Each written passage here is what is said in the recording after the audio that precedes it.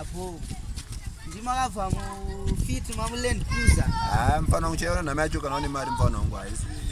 Digi mfana wangu. Upisa mdara oi. Sell something.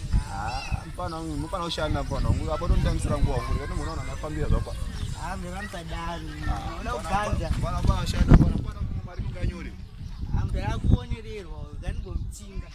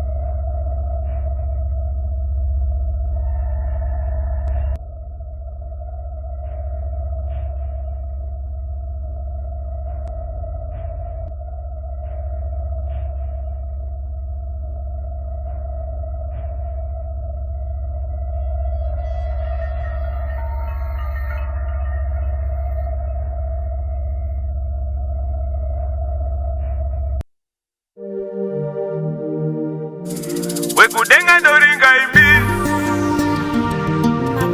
Makupe Production. Samatenga ndoringa imi. Samatenga ndoringa imi. Badi novamba kusayi mavezo ndidarike. Samatenga ndoringa imi.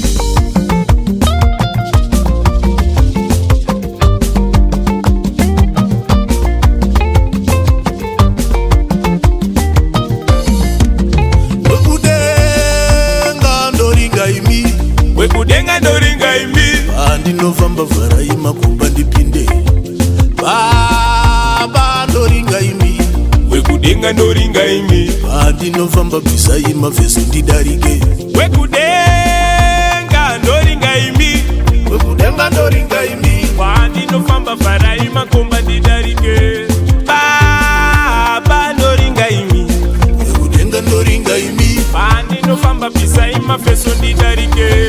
Iringe ima mati notengaira. Varimo vakangonderamo. Iringe iropa risatenga. Mudzira mune duta. Daima tenesa nzira. Mutira ndudzire imimi. Mutira ndudzire imimi. Ziriko nyamukadzi nenyota yeropa. Zvino manje ndamwaya muteuro. Famba ngirozi timanira. Mutira ndudzire imimi. Mutitarisire mhuri dzedu tirimo mumari mukaimomo. Mapiripiti kungwavha. Mugwenga rizere nembavha. Dzinoda kutibira wapa. Vakaona muringa chitubu. Vanouya mukandira mavhinga. Uraisa budi. Ini hatichada kuwanza ukuru. Hundo yakambiwa kare pakaubvari. Shuwa korona yemingwa. Mugumbo vachibaya nepfumo. Zvipikiri mugumbo wati anodambura vomavhinika. Apa iye abva kure akatambura kanda vachimutina. Samatenga ndoringa imi. Samatenga ndoringa imi.